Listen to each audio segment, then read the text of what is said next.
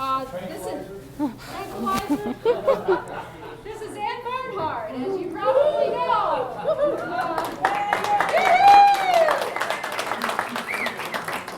She's one of our favorite guests. So Ann is the owner of Cornerstone Cattle Marketing. It's an education and consulting firm that teaches people about cattle marketing. And until recently, she owned and operated a successful commodities brokerage, Barnhardt Capital Management, Inc., which she had to close down after the meltdown of MF Global. She's a conservative blogger and warrior against all things evil. You probably have heard her either here or maybe even on our show, Freedom Talk Nightcast. And by the way, I've mentioned Freedom Talk. There's some flyers up front if you want to take one. It's a 24/7 internet show that you can access anytime you want and listen to these interviews. My latest interview with Ann is up there right now. And then, of course, there's archives as well. Plus, there's a special page we set up just for all her stuff. So, Ann is going to talk tonight about the French Revolution and a story that very few people know. It's about the genocide perpetrated by the atheist, proto-Marxist French Revolution against the Catholic Church, which killed a staggering 450,000 people in northwest France from 1793 to 1796, and how that same progression is playing out in America today. And the French government refuses to acknowledge this, is it Vendee? Vendee. Vendee genocide, because, you know, that would cast a bad pall over the French Revolution. So, and by the way, proto means the first or earliest form of or original. So even though Marx wasn't born at this time, these ideas are still circulating. Miss AnnBarnhardt. Hey. Thank you. Thank you. Stop. Thank you for coming out tonight. Thank you for having me. You might be sitting there thinking, oh, I don't want to hear about France, a bunch of cheese-eating surrender monkeys. What do I care about the French? Well, you better care, because what happened during the French Revolution, and I'm so glad that Mara pointed out the term proto-Marxist. Marx wasn't even born until 1818, I believe, and I believe that the manifesto was published in 1848. Marx looked heavily to the French Revolution and for the Enlightenment ideas that came out of the French Revolution. It influenced him tremendously. And the tactics of Marxist tyrannies in the 19th and especially the 20th century, in terms of the Bolshevik Revolution in the Soviet Union and also the Bolshevik revolution that happened in Mexico. I don't know if you all just saw the movie that came out about the Cristero War. That was a Bolshevik revolution. They specifically patterned their tactics after what happened in France from 1793 to 1796 during the Vendee Genocide. The Soviets used it, the Mexicans used it, and guess who else is using exactly the same template today? What other communists do you know? How about that evil piece of crap right there? Barack Hussein Obama and his communist cadre are using exactly the tactics that were used. And what happened in France ended up with 450,000 people dead in a civil war that is not even acknowledged. To this day, isn't even acknowledged. How many were killed in the American Civil War? 650,000 or so? This happened in a relatively small area in France. 450,000 people dead, and no one will even talk about this. How many of you were taught in school that the French Revolution was good and cool and kind of like the American Revolution? I was, and I was in school in the 80s. Oh yeah, the French Revolution was awful. It was absolutely awful. The French Revolution is what happens when you take the American founding documents and give them just a little bit of that tyrannical socialist tweak. It descends almost instantly into tyranny, almost instantly, and that's what we're seeing right now. So understanding what happened in the Vendee is absolutely critical, okay? So there's two books that I sourced heavily for this presentation. The first is called For Altar and Throne, The Rising in the Vendee by Michael Davies. I believe it's out of print, but thanks to the internet and book dealers, you can get a hold of this book, and it's actually a very small little book. It's just a thin little book like this, but it's filled with information, and you can get a hold of it. You might have to pay a little bit more than $15 for it, but it's out there. The second book that I'm sourcing heavily off of is this book, A French Genocide, The Vendee by Reynald Séché.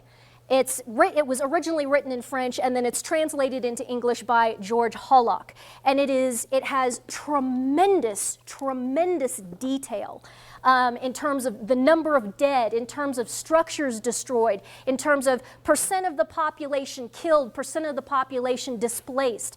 Very, very heavily researched book, very hard to argue with. And it also quotes tremendously on a lot of source documents that were written by both sides, both by the French revolutionaries, the bad guys, and by the Vendee civilians and clergy themselves, documenting what was happening to them during this genocide. So to orient ourselves, this is a map of France. Geography in this country is really bad, so let's do a review of our geography. Here's the English Channel right here. Up here at the top is the United Kingdom, is England. London would be about here. This is France. This right here is Belgium. Here's Germany right here. Here's Switzerland. Here's Italy. This is the Mediterranean, so this is the Riviera of France. And here's the Pyrenees Mountains, and this down here is Spain. So are we oriented to the map? Now let me show you the area that we're talking about. This is the Vendee region. It's not very big. It's not very big at all. In fact, I've heard things that, it could be analogized to the square mileage in Arapahoe County, It's not a terribly big area here. Kind of in the northwest/west central coastal area of France, and this is the Loire River here, and it's dealing with this Loire Valley and so forth. Okay, so that's where we are. What I'm going to do is most of the slides are going to be cut in half, and half is going to talk about the Vendee, and the other half is going to be the analog in the United States today. So first, starting on the left with the Vendee. It was an agricultural peasant population. That area of France was agricultural, heavily wooded, but also lots of farming and grazing going on as well. The peasant population was considered backward, superstitious, overly religious, inferior, unenlightened people who needed to be saved from themselves by the urban proto-Marxist revolutionaries. Does that sound familiar to you? Yeah, that really is a direct analogy to what's called flyover country today in the United States, which is to say the central United States and the Mountain West, disqualifying the coasts, which are, of course, basically populated by Marxists at this point. Okay, and the governments on the coastal states are run by Marxists. Hence, California in a state of profound financial collapse, and deciding, well, let's spend $3.5 billion on a monorail that nobody's going to ride. Things like that. Okay, absolutely helpless government. No common sense, all Marxism. On the United States side today, who are we? Well, we're kind of considered the agricultural peasant population. We're considered backward, superstitious, overly religious. What did Obama say? That we cling to our guns and religion? Yeah, remember that?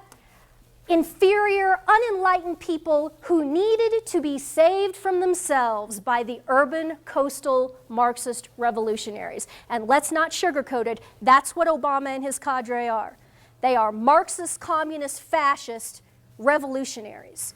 They've usurped our government, they've already got it taken over, and they are now to the point where they are trying to utterly collapse and destroy the entire government so that they can rebuild a new fascist, let's call it Marxist fascist government in its place.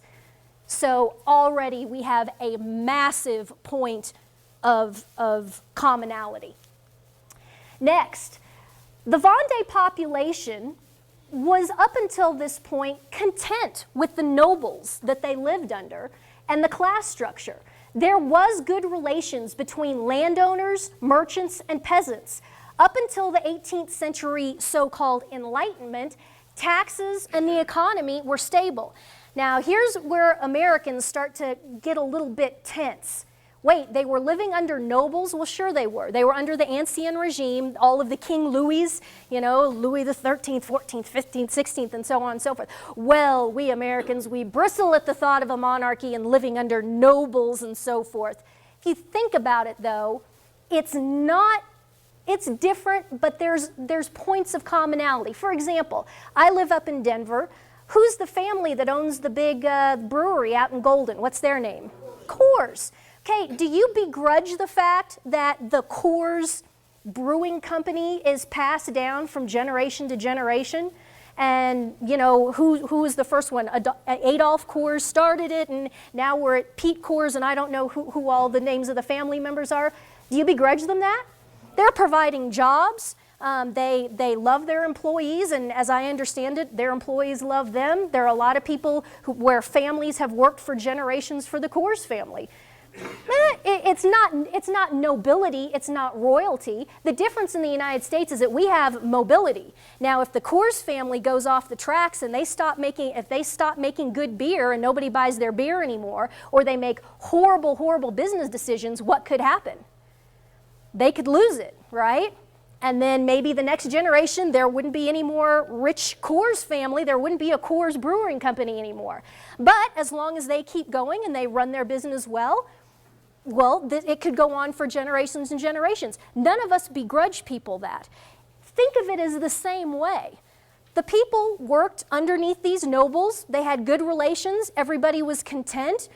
It was fine. These people were not being horrifically mistreated by the nobility class. And that's something that you always have to keep in mind when you're reading history, especially from the American perspective, because we almost have it in our DNA that we're not supposed to like royalty. But you got to understand, for a lot of people, the system worked well for them. They weren't upset. In the United States, the population was generally content with the class structure, and like I said, our big difference was we had excellent mobility between the classes.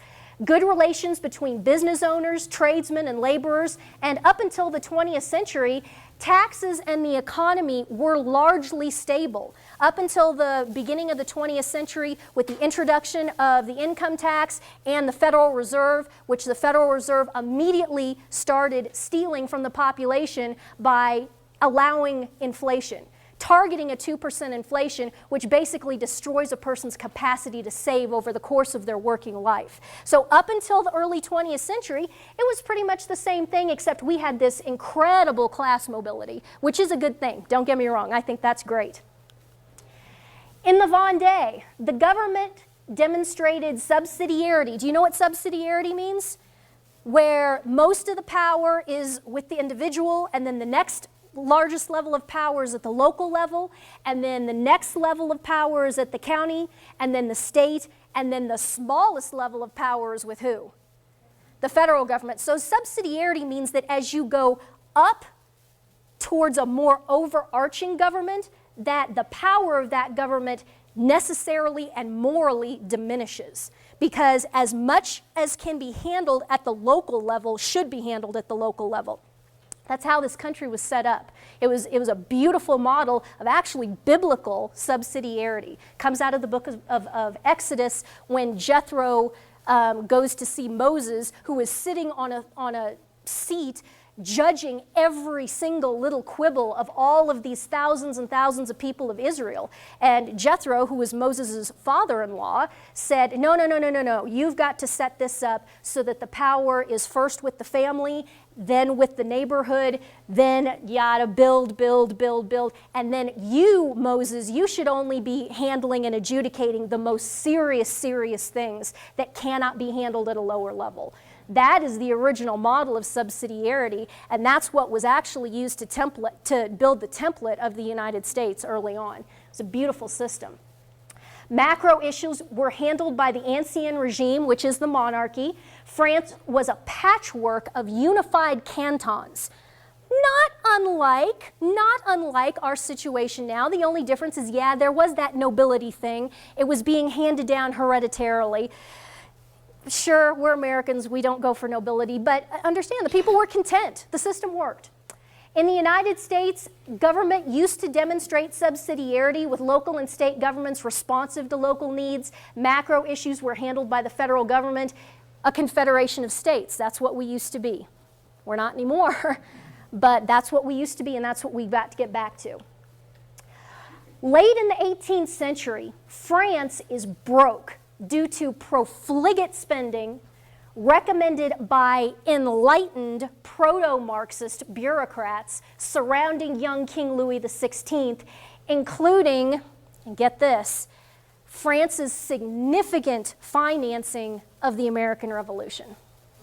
They financed it, and they couldn't afford it. Does that sound familiar? It should. 1930s forward, America is driven into massive insolvency by Marxist politicians, profligate domestic spending, and U.S. financing of the UN, the global banking system, and multiple wars from 2001 forward.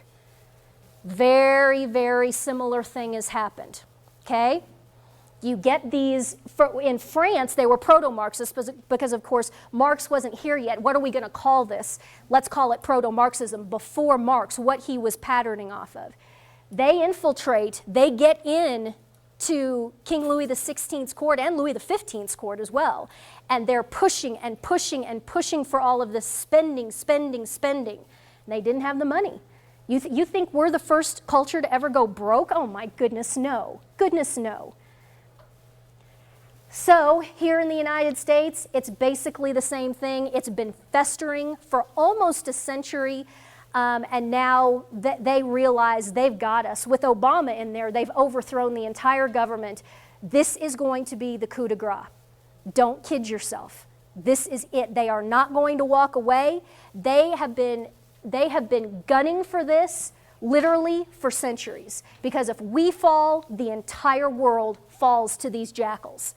They are not going to walk away, no matter what happens. Understand that right now, okay? In the Vendee, in the mid to late 18th century, taxes double while the number of taxpayers decreases. I kid you not. Does that sound familiar? Yep. Citizens feel increasingly alienated and ignored by the enlightened central government.